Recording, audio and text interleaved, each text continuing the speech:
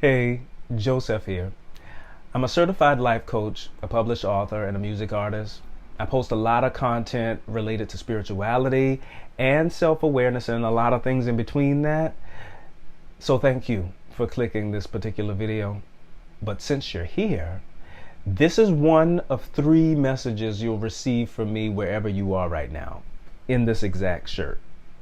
Now, if you are not subscribed and this video showed up in your recommendations and you clicked on it, if you understand the message right away, that's your confirmation. If you don't understand it right away, sit with it, let it process. You'll understand it later. And if you clicked on this video and realized, this ain't for me, this ain't my cup of tea, then that just means we're not aligned. And that's okay. But if you are subscribed, hey, then you already know how this goes. Sometimes my videos will pop up for you. Sometimes they won't. That's just how the algorithm works. Even if you are subscribed, it doesn't guarantee that you'll see everything. This is message 1. Unlike my short form content on TikTok and Instagram, I'm going to take my time with this message, even through the background noise that you might hear. When I was younger, I came across this VHS tape at my grandmother's house. My grandmother had this big box of old movies. Some were Disney, some were random tapes. And tucked in there was this compilation tape. And towards the end of that particular tape, after the familiar Disney stuff that was on it, there was this one animated film I had never heard of before. And at first glance, it looked like Disney animation, but it wasn't. And so the music started, and then the title came on, and the name of it is The Last Unicorn. From the jump, it felt different.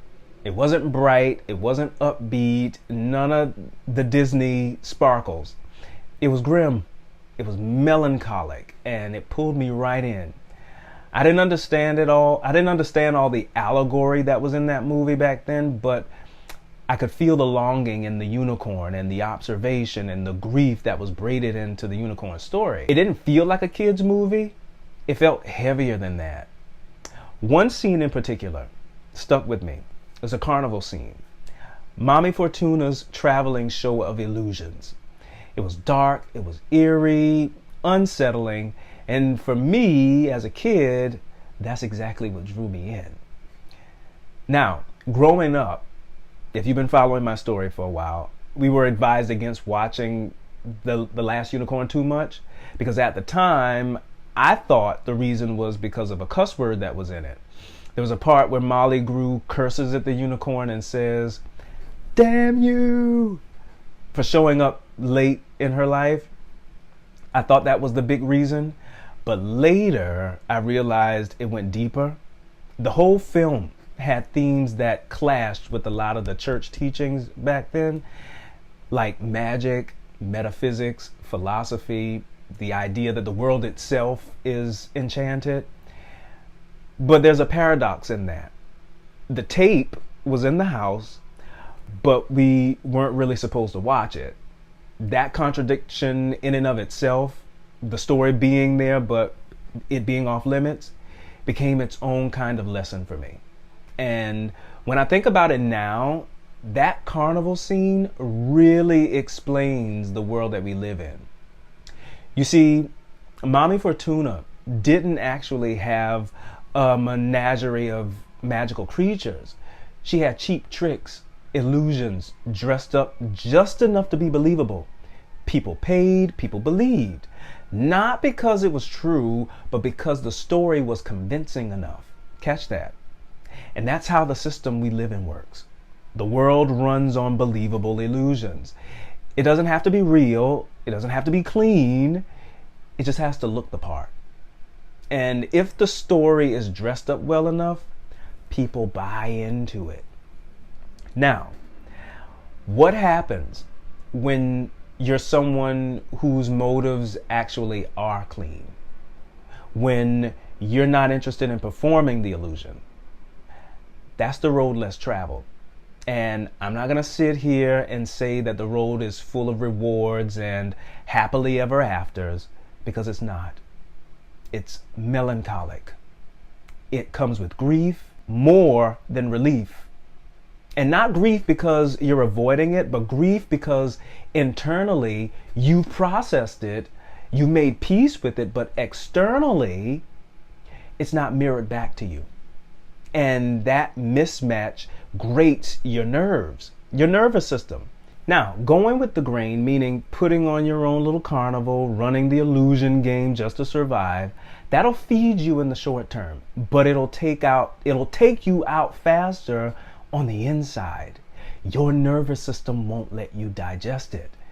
So then you flip it and you go against the grain. You carve your own little way. And yeah, it's cleaner, it's truer, but it's exhausting in a whole different way. That's what I call the melancholic ever after. It's not shiny, it's not instant payoff. It's slower, it's grief filled, and it's lonely a lot of the times. And that's the paradox we live in. You go with the grain, survive physically, collapse spiritually. You go against the grain, you survive spiritually, but you exhaust yourself physically. So either way, you're paying a cost. Damned if you do, damned if you don't. And what happens then is you end up hopscotching. You catch little loopholes, small moments when a door cracks open, when alignment actually comes through. And those moments are real. They give you glimpses, but they're fragile. They depend on who else is willing to expand in that opening. And if they don't expand, then the door closes and the current drags everyone back into the grain again. And so even when the alignment shows up, real time is always delayed. The payoff always lags behind the clarity.